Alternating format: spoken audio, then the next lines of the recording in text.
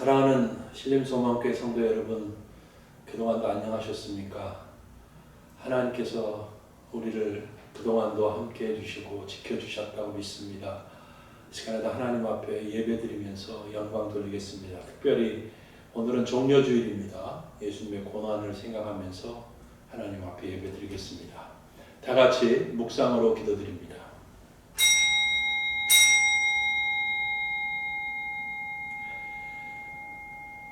그는 죄를 범하지 아니하시고 그 입에 거짓도 없으시며 욕을 당하시되 맞대어 욕하지 아니하시고 고난을 당하시되 위협하지 아니하시고 오직 공의로 심판하시는 이에게 부탁하시며 친히 나무에 달려 그 몸으로 우리 죄를 담당하셨으니 이는 우리로 죄에 대하여 죽고 의에 대하여 살게 하려 하심이라.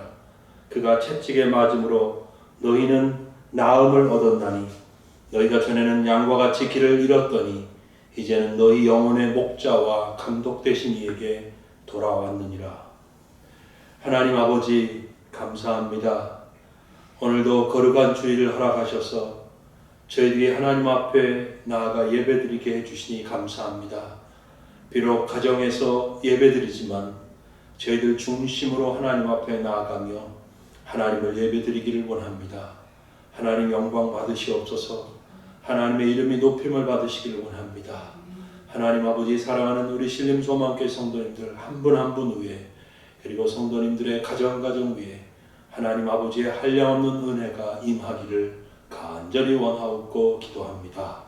감사하며 예수님의 이름으로 기도드리옵나이다. 아멘. 다 같이 찬송가 20장을 하나님 앞에 드리겠습니다. 찬송가 20장입니다.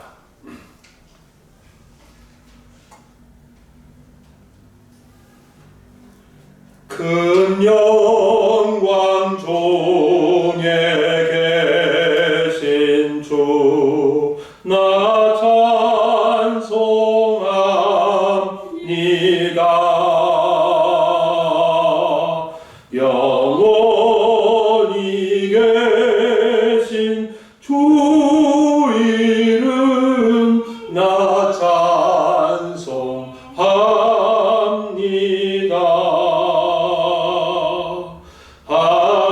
한없이 크신 능력을 나 찬송합니다.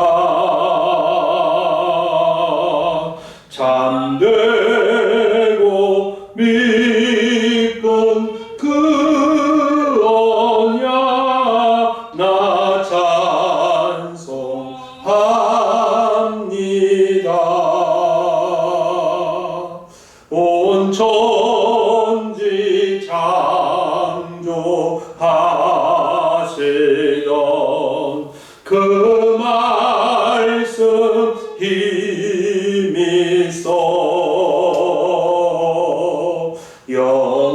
영원히 변치 않는 줄라 믿사옵니다.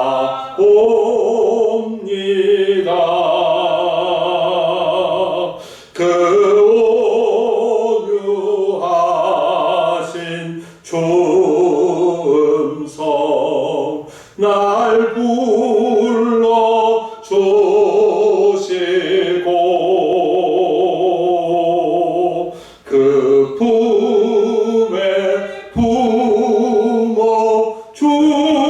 주시니 나 찬송합니다.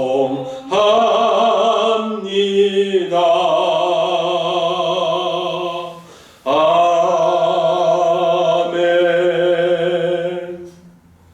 교동문 129번입니다. 시온에 따라 크게 기뻐할지어다. 예루살렘에 따라 즐거이 부를지어다. 보라, 내 왕이 내게 임하시나니 그는 공의로우시며 구원을 베푸시며 겸손하여서 나귀를 타시나니 나귀의 작은 것 곧 나귀 새끼니라. 내가 에브라임의 병거와 예루살렘의 말을 끊겠고 전쟁하는 활도 끊으리니 그가 이방 사람에게 화평을 전할 것이요 그의 통치는 바다에서 바다까지 이르고 유브라데 강에서 땅끝까지 이르리라. 앞에서 가고 뒤에서 따르는 무리가 소리 높여 이르되 호산나 다윗의 자손이여 찬송하리로다. 주의 이름으로 오시는 이여 가장 높은 곳에서 호산나 하더라. 아멘. 전능하사 천지를 만드신 하나님 아버지를 내가 믿사오며 그 외아들 우리 주 예수 그리스도를 믿사오니 이는 성령으로 잉태하사 동정녀 마리아에게 나시고 본디오 빌라도에게 고난을 받으사 십자가에 못 박혀 죽으시고 장사한 지 사흘 만에 죽은 자 가운데서 다시 살아나시며 하늘에 오르사 전능하신 하나님 우편에 앉아 계시다가 저리로서 산자와 죽은 자를 심판하러 오시리라. 성령을 믿사오며 거룩한 공회와 성도가 서로 교통하는 것과 죄를 사하여 주시는 것과 몸이 다시 사는 것과 영원히 사는 것을 믿사옵나이다. 아멘. 이제 다 같이 찬송가 254장 하나님 앞에 드리겠습니다. 찬송가 254장입니다. 내 주의 보혈은 정하고 정하다. 내 죄를 정케 하신 주 날 오라 하신다. 내가 주께로 지금 가오니 십자가의 보혈로 날 씻어 주소서. 약하고 추해도 주께로 나가면 힘 주시고 내 주함을 곧 씻어 주시네. 내가 주께로 지금 가오니 십자가의 보혈로 날 씻어 주소서. 날 오라 하심은 온전한 믿음과 또 사랑함과 평안함 다 주려 함이라. 내가 주께로 지금 가오니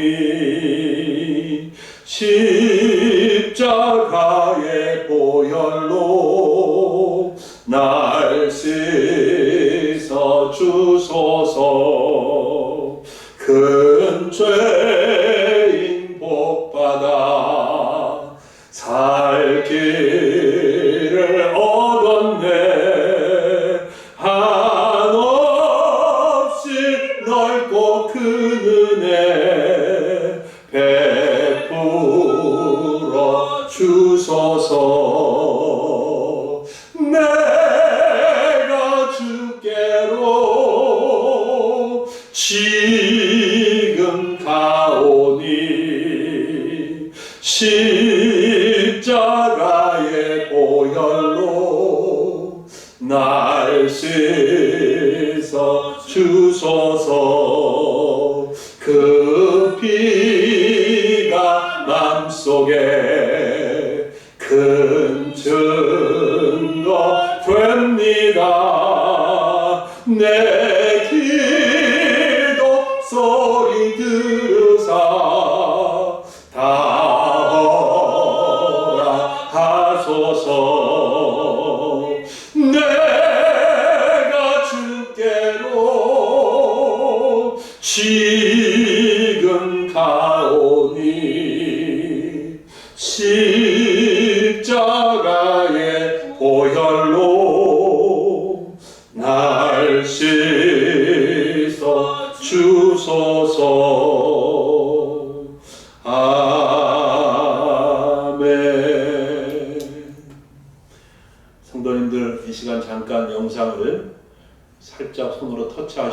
동영상을 멈추시고 하나님 앞에 기도하실 수 있길 바랍니다. 코로나19 사태가 빨리 종식될 수 있도록 또 4.15 총선거를 위해서 또 무엇보다도 우리 교회를 위해서 하나님 앞에 기도하십시다. 우리 주영이 위해서 많이 기도해 주시고요. 황준사님 어머니를 위해서도 기도해 주시길 바랍니다.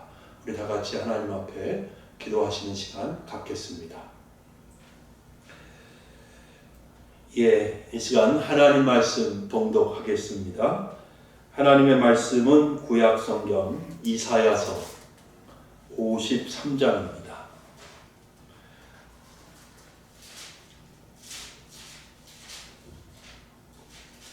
(53장) 4절부터 6절 말씀까지 보겠습니다.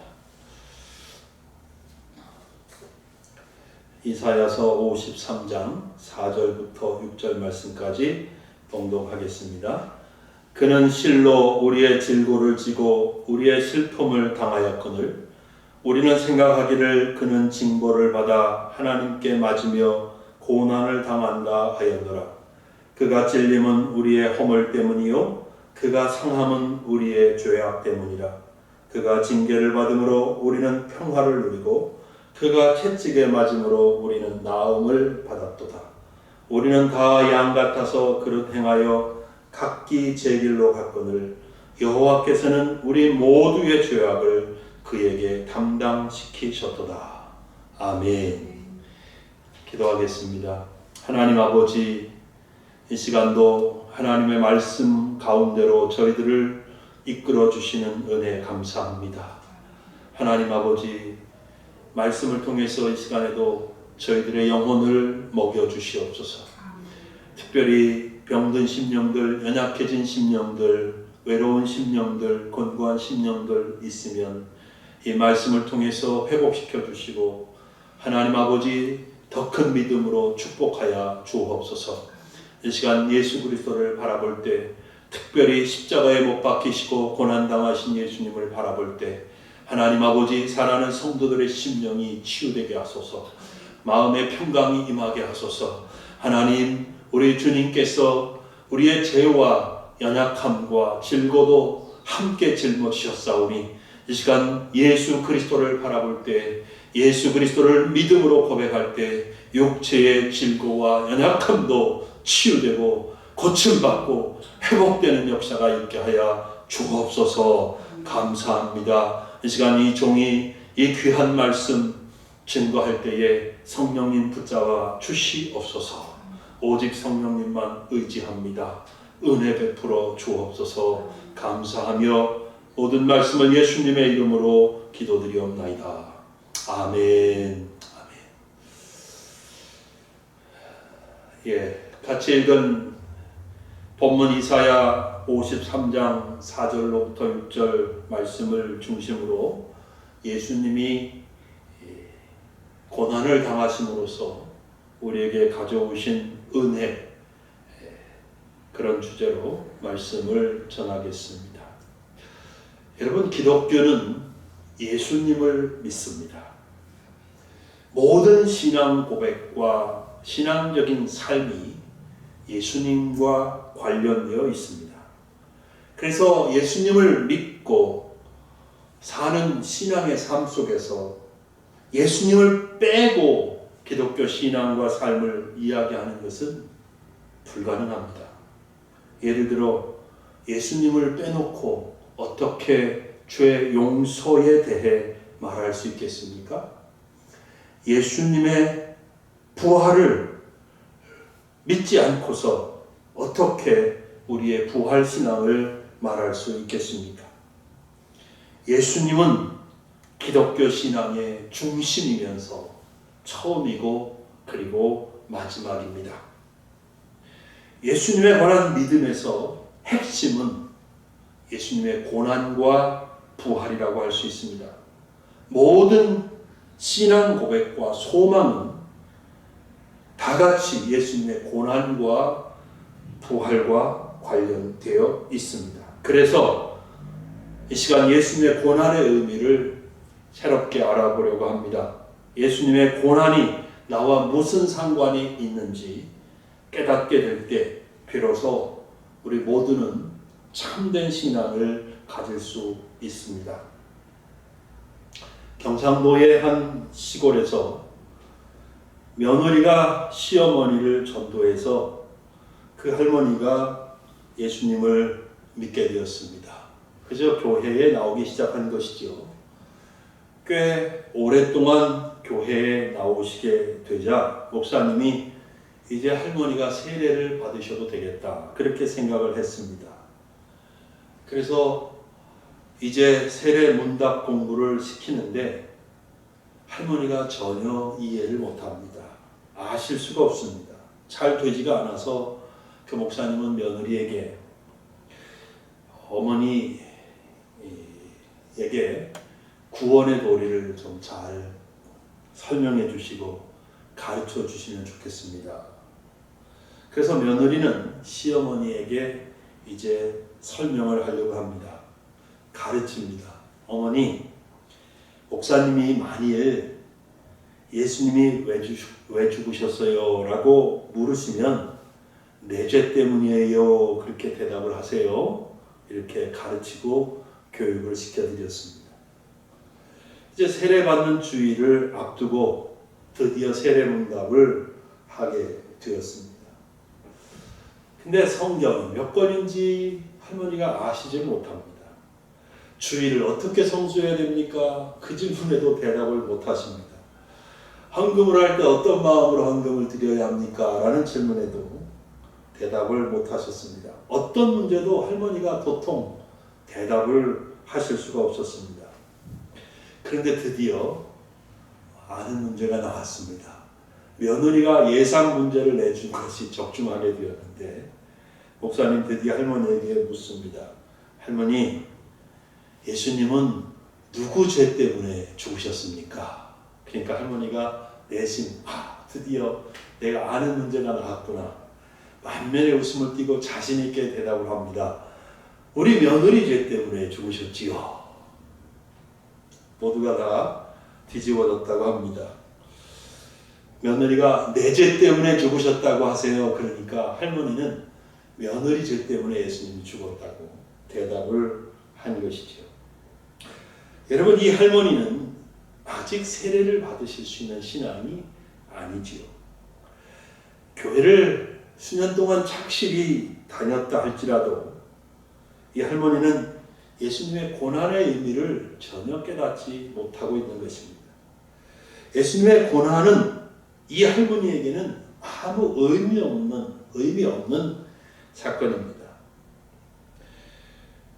여러분들은 고난당하신 예수님을 아십니까? 믿으십니까? 고난당하신 예수님을 개인적으로, 인격적으로 만나신 경험이 있으신지요? 오늘 이 말씀을 통해서 예수님의 고난 그리고 그분의 죽음이 우리에게 가져다주는 큰 은혜를 새삼 다시 깨닫는 시간이기를 바랍니다. 첫째로 예수님의 고난과 죽음은 우리에게 죄 용서와 구원을 가져왔습니다. 오늘 본문 5절 말씀을 보겠습니다. 그가 찔림은 우리의 허물 때문이요 그가 상함은 우리의 죄악 때문이라. 성경은 모든 사람이 죄인이라고 선언합니다. 그래서 요한일서 1장 8절에 만일 우리가 죄가 없다고 말하면 스스로 속이고 또 진리가 우리 속에 있지 아니할 것이요 라고 했습니다. 양심을 속이지 않는 한 그 누구도 스스로 죄인이라는 사실을 부인할 수가 없습니다. 우리 모두는 하나님 앞에 죄인입니다. 우리가 원하지 않는데 자꾸 마음속에 더럽고 나쁜 생각을 하는 것은 왜일까요? 내가 죄인이기 때문입니다. 누군가를 미워하는 마음이 있고 질투하는 것도 내가 죄인이라는 사실을 말해줍니다. 사람들이 죽음을 두려워하는 것도 그 이유가 바로 죄인이기 때문이에요. 무의식적으로 하나님의 심판이 두렵기 때문 아니겠습니까? 교만한 행동이나 말을 하는 것도 혹은 반대로 열등감에 빠져서 움츠러들고 낙심하는 것도 죄인이기 때문에 나타나는 현상입니다. 사람들이 서로 속이고 빼앗고 싸우는 원인은 모든 사람들이 죄인이기 때문입니다. 나라와 민족이 서로 전쟁을 하는 것도 죄인이기 때문입니다. 무엇보다도 창조주 하나님을 알아보지 못하고 반대로 하나님께서 창조하신 것들 앞에 절하는 우상 숭배도 사람들이 죄인이라는 사실을 웅변합니다. 하나님을 부인하며 무신론자가 되는 것도 다 사람이 죄인이기 때문에 그렇게 됩니다. 여러분, 우리가 분명히 알아야 하는 것이 있습니다. 사람이 겪는 모든 고통과 불행의 가장 근원적인 원인은 못생겨서가 아닙니다. 배우지 못했기 때문도 아닙니다. 가난해서가 아닙니다. 한국에서 태어났기 때문도 아닙니다. 그것은 죄인이기 때문입니다. 죄가 사람을 하나님과 분리시켰고 하나님의 진노와 심판 아래 있게 만들어버렸습니다. 죄인은 이 땅에서 육체적으로나 정신적으로 그리고 영적으로 끊임없이 고통을 당할 수밖에 없습니다. 죽은 다음에는 하나님의 심판을 받아 지옥에 떨어져 버릴 것이고 그곳에서 영원한 고통을 당할 그런 운명인 것이죠. 그러므로 죄를 용서받지 못하고 구원받지 못한 사람, 이런 사람은 지옥에 갑니다. 이것은 성경이 증거하는 틀림없는 사실입니다. 그 누구도 하나님의 심판을 피할 수 없습니다. 스스로 하나님의 심판을 피하여 자신을 구원할 수 있는 사람은 이 세상에 단 한 사람도 없습니다. 여러분, 육체적인 힘이 나를 구원하지 못합니다. 내가 가진 지식도 나를 구원할 수 없습니다. 사회적인 위치, 계급이 나를 구원하지 못합니다. 여러분, 아무리 돈이 많아도 돈으로도 안 됩니다. 심지어 내가 아무리 선행을 많이 한다고 해도 그것이 내 죄를 씻고 나를 구원해 주지 못합니다. 사람은 꼼짝없이 하나님의 심판과 영원한 지옥의 저주 아래에 있었습니다. 하지만 하나님은 사랑의 하나님이십니다. 하나님은 죄인들이 멸망당하는 것을 원치 않으시고 구원받을 수 있는 길을 허락하셨습니다. 그 길은 무엇일까요? 그 길은 죄인을 대신해서 다른 누군가를, 다른 무엇인가를 대신 심판하시는 길이었습니다. 구약시대에 하나님께서는 짐승을 잡아서 제사를 드리라고 하셨습니다. 제물은 죄인의 죄를 대신 짊어졌어요. 죄인의 죄를 짐승이, 제물이 짊어지고 피를 흘리고 죽게 하는 제사를 드림으로써 죄인의 죄가 용서를 받게 하신 것이었습니다. 그러나 그 모든 것도 예수님의 그림자에 지나지 않았습니다. 오직 그 모든 구약의 제사들도 오직 앞으로 오실 예수님을 미리 보여주는 그런 역할을 한 것입니다. 히브리서 10장 4절에 황소와 염소의 피가 능히 죄를 없이 하지 못한다고 말을 한 것 같이 구약의 제사는 예수님이 하나님께 드릴 영원한 제사를 미리 보여주는 것이었어요. 그래서 이 세상을 사랑하시고 구원하실 계획을 가지신 하나님께서는 때가 되었을 때에 독생자이신 예수님을 이 땅에 보내주셨습니다.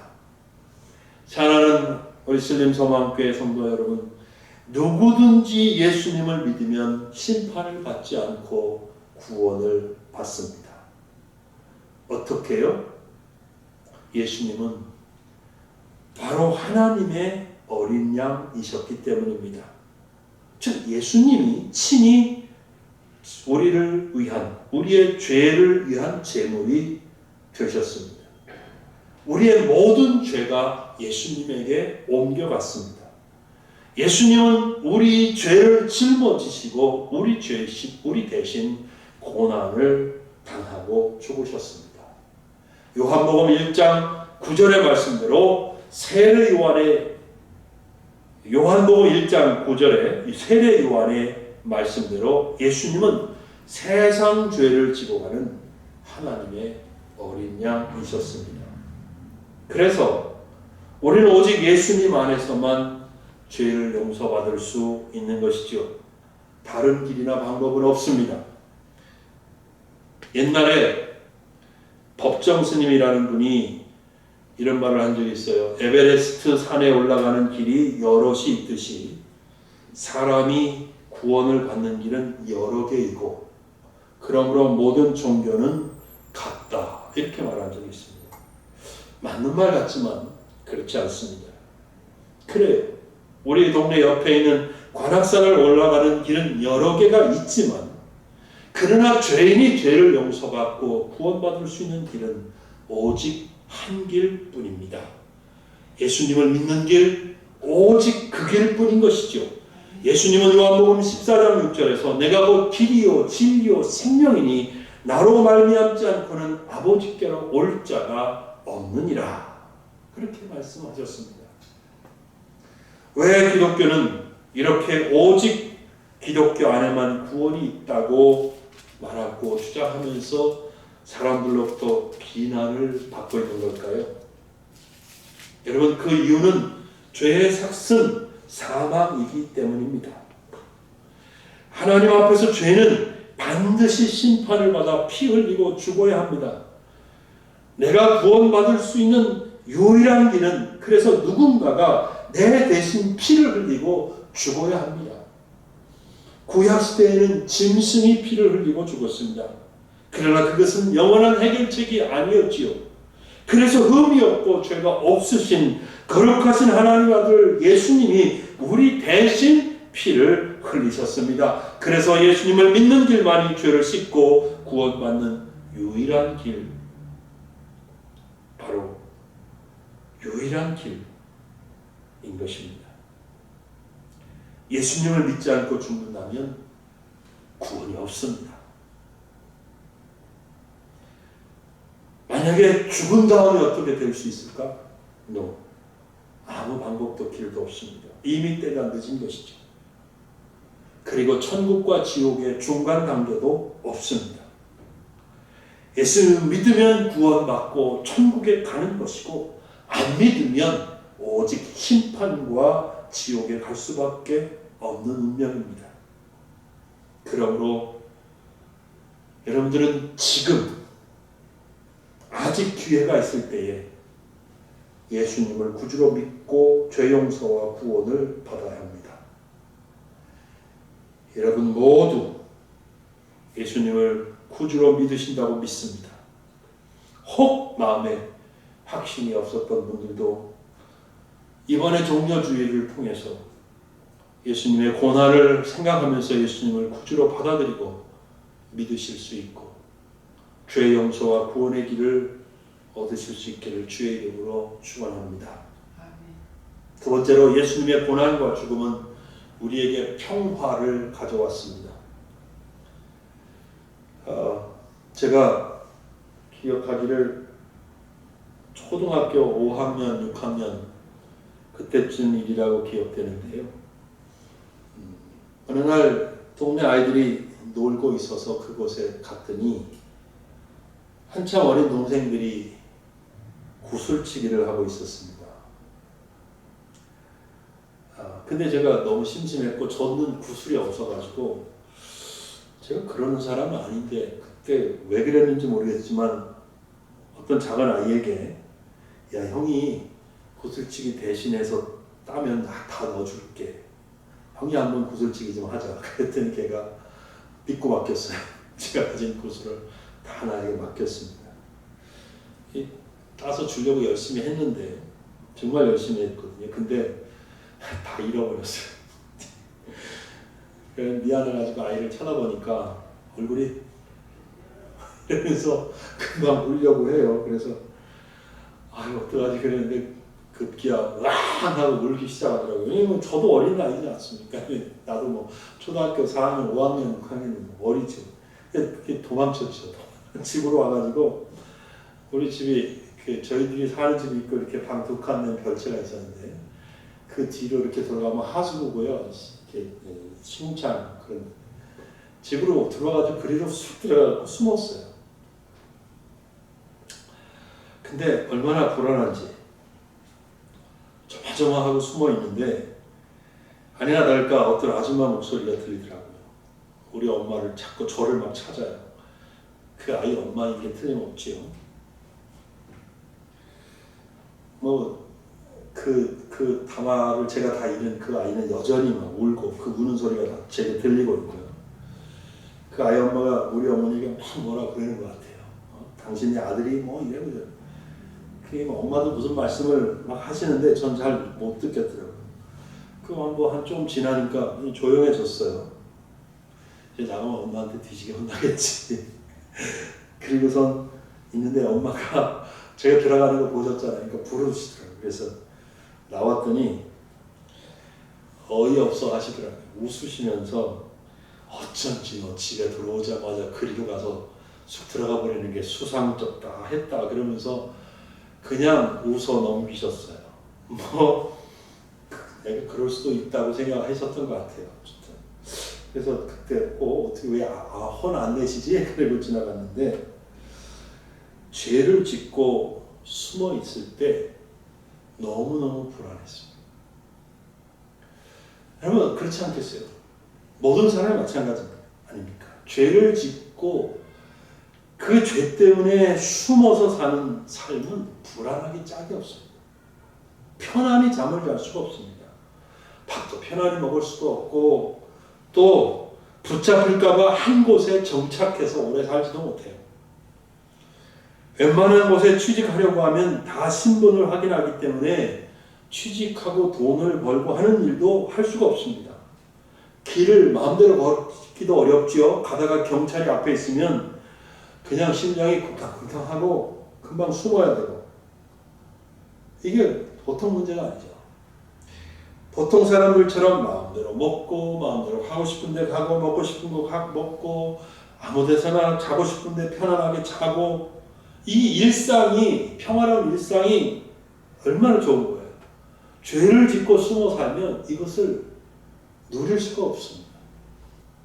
그것처럼 하나님 앞에 죄인은 결코 마음의 평화를 가질 수가 없습니다. 괜히 불안하지. 괜히 불안하고 무슨 조그만 일만 생겨도 내가 죄인이기 때문에 내가 뭘 잘못해서 그 전에 내가 저지른 그 잘못 때문에 그런 거 아닌가 이런 생각이 들기 마련이거든요. 감기만 걸려도 이러다 나 죽는 거 아닌가 이런 불안함이 들고 무슨 일을 하려고 해도 괜히 안 될 것 같고 이상한 생각이 자꾸 듭니다. 행복하고 모든 것이 잘 되고 아무 문제가 없을 때에도 지금 너무 좋은데 이러다가 또 금방 무슨 일 생기는 거 아닌가 하고 불안해지. 죄인이기 때문에 그래요. 이런 증상들은 죄인이기 때문에 나타나는 것입니다. 여러분, 내 죄 문제가 해결되지 않으면 이렇게 불안한 것입니다. 하나님이 어디 있어? 그렇게 교만하게 말하면서도 무의식 중에는 하나님의 심판에 대한 두려움이 있지요. 그러므로 사람은 누구나 죄 문제가 해결되어야 합니다. 내 죄가 하나님 앞에 용서받았다라고 하는 확신을 가질 수 있어야 됩니다. 그때 비로소 마음에 평화가 찾아오는 것이죠. 오늘 성경을 보면 하나님께서는 우리의 죄 문제를 해결해 놓으셨다고 말합니다. 5절 중간에 보십시오. 그가 징계를 받음으로 우리는 무엇을 누리고? 평화를 누리고 라고 했습니다. 예수님께서 죄인인 우리 대신 하나님께 징계를 받으신 것입니다. 그래서 사실 우리의 죄가 사라져 버렸어요. 동이 서에서 먼 것처럼 옮겨져 버렸어요. 그러나 문제는 여러분들이 우리가 이것을 믿느냐 하는 것이죠. 안 믿으면 아무 소용이 없습니다. 믿어야 되는 것이죠. 예수님이 고난당하신 것이 내 죄 때문이고, 그래서 나는 이제 죄를 다 씻음 받았고 하나님의 용서를 받았다는 사실을 믿어야 하는 것입니다. 그때 하나님과의 화평한 관계가 형성이 되고 심령의 평화가 임하게 됩니다. 바울은 로마서 5장 1절에 그러므로 우리가 믿음으로 의롭다 하심을 받았으니 우리 주 예수 그리스도로 말미암아 하나님과 화평을 누리자, 그렇게 말했습니다. 여러분 마음에 평화가 있는지 생각해 보시기 바랍니다. 밤에 잠 잘 주무십니까? 아니면 왠지 모를 불안 때문에 불면증에 시달립니까? 예수님으로 말미암아 우리 죄는 다 씻어졌습니다. 여러분들이 예수님을 구주로 믿으면 여러분들의 과거와 현재와 미래의 죄는 다 씻어졌습니다. 이것을 믿음으로 받아들이시기 바랍니다. 그러면 하나님의 평화가 여러분 마음속에 임하게 될 것입니다. 세 번째로 예수님의 고난과 죽음은 우리에게 치유와 회복을 가져왔습니다. 본문 4절에 보면 그는 실로 우리의 질고를 지고 우리의 슬픔을 당하였거늘 라고 했고, 5절에는 그가 채찍에 맞음으로 우리는 나음을 받았도다 라고 했습니다. 여러분, 예수님께서 이 말씀을 다 성취하셨습니다. 아멘. 할렐루야. 마태복음 8장에 보면 예수님께서 베드로 장모가 열병에 걸린 것을 낫게 해 주셨죠. 그리고 그날 날이 저물자 사람들이 귀신 들린 사람, 병든 사람들을 데리고 예수님께로 왔습니다. 예수님께서는 말씀으로 귀신들을 쫓아내시고 병든 자들을 다 고쳐 주셨습니다. 그리고 마태복음 8장 17절에 이렇게 말씀하셨습니다. 이렇게 기록되어 있습니다. 이는 선지자 이사야를 통하여 하신 말씀에 우리의 연약한 것을 친히 담당하시고 병을 짊어지셨도다 함을 이루려 하심이더라. 아멘. 얼마나 좋아요. 죄는 사람의 몸과 영혼에 해를 끼쳤습니다. 고통을 가져왔습니다. 죄는 우리에게 온갖 병마가 찾아오게 했고 마음의 고통을 받게 했습니다. 그런데 예수님이 내 죄와 죄를 인한 모든 병을 짊어지시고 십자가에서 죽으셨습니다. 그래서 우리의 죄가 씻겨지고 용서받았습니다. 우리에게 고통을 가져다 준 죄가 사라졌습니다. 고통의 원인이 사라졌습니다. 모든 불행의 원인이 제거된 것입니다. 그리고 죄로 인한 모든 병도 떠나갔습니다. 그래서 예수님을 믿으면 몸과 마음이 치유를 받습니다. 아멘. 할렐루야. 놀라운 사실이죠. 하지만 오해하지 말아야 할 것이 한 가지 있어요. 병을 고치는 분은 사람이 아니고 하나님이십니다. 하나님은 병을 고치는 것보다 우리가 하나님을 사랑하고 믿음으로 사는 것을 훨씬 중요하게 생각하십니다. 우리 생각에는 병을 고쳐서 자유하게 되고 건강해지는 것이 훨씬 중요한 것처럼 여겨지는데 하나님의 생각은 다릅니다. 바울의 예를 보십시오. 바울은 성령과 능력의 사람이었습니다. 그를 통해서 많은 사람들이 병 고침을 받았습니다. 그러나 그가 수차례 기도했음에도 불구하고 자신의 병은 고치지 못했어요. 정확하게 말해서 주님이 고쳐주시지를 않았습니다. 왜 그럴까요? 바울이 연약한 가운데서 더욱 주님을 의지하고 살면서 사역을 감당하는 것이 예수님의 섭리였기 때문입니다. 예수님의 고난과 죽으심으로 말미암아 우리는 치유를 위해 기도할 수 있습니다. 그리고 수많은 경우에 하나님께서 기도에 응답하시고 고쳐주셨습니다. 아멘. 하지만 우리는 하나님의 주권을 인정하고 받아들일 수 있어야 합니다. 그분은 우리에게 더 좋은 것이 무엇인지를 아시기 때문입니다. 아멘. 하나님께서 병고침을 주실 자에게는 고침을 주십니다. 그러나 바울처럼 그냥 그대로 족한 사람에게는 치유를 허락하시지 않을 수도 있습니다. 그러나 그것은 치유를 받는 것보다 더 유익하기 때문입니다. 그러므로 하나님의 거룩하신 뜻 안에서 기도하고 모든 것을 하나님께 맡기면 우리는 때로 완전한 치유를 받을 수 있습니다.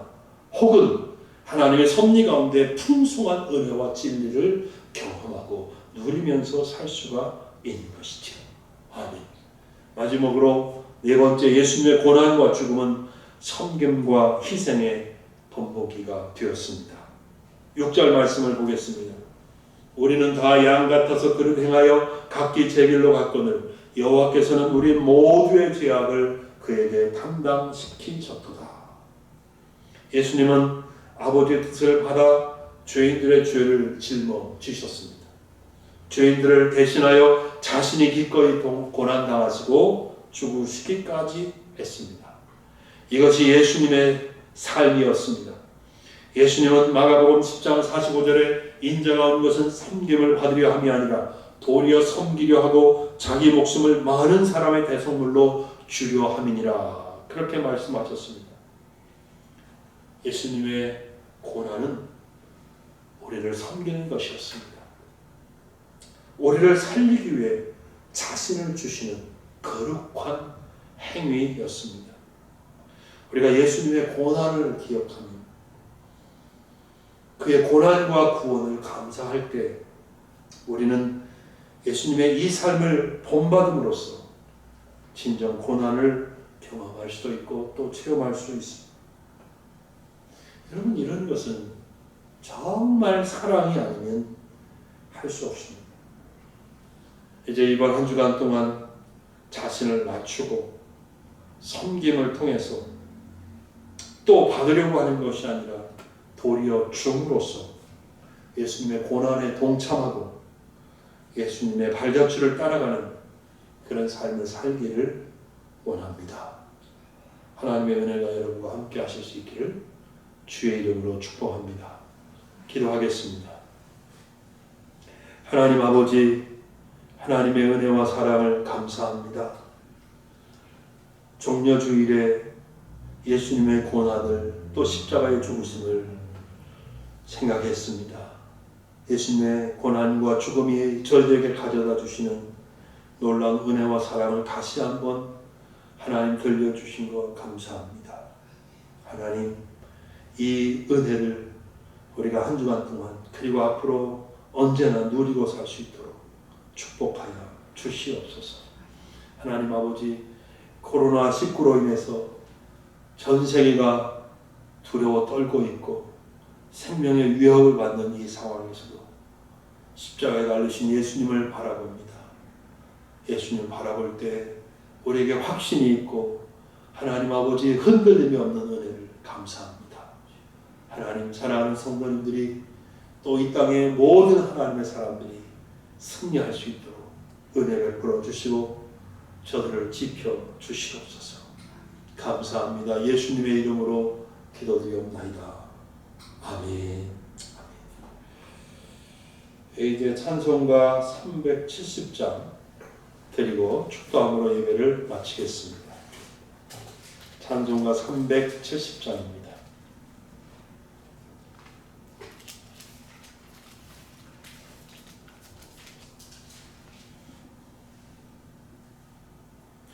주 안에 있는 나에게 단 근심 있으랴. 십자가 밑에 나아가 내 짐을 풀었네. 주님을 찬송하면서 할렐루야 할렐루야. 내 앞길 멀고 험해도 나 주님만 따라가리. 그 두려움이 변하여 내 기도 되었고 전날에 한숨 변하여 내 노래 되었네. 주님을 찬송하면서 할렐루야 할렐루야. 내 앞길 멀고 험해도 나 주님만 따라가리. 내 주는 자비하셔서 늘 함께 계시고 내 궁핍 밤을 아시고 늘 채워 주시네. 주님을 찬송하면서 할렐루야 할렐루야. 내 앞길 멀고 험해도 나 주님만 따라가리. 내 주와 맺은 언약은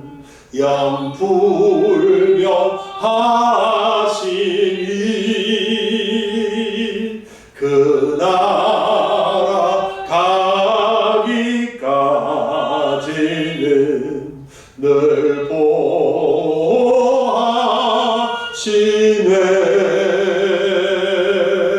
주님을 찬송하면서 할렐루야 할렐루야. 내 앞길 멀고 험해도 나 주님만 따라가리. 아멘. 기도하겠습니다.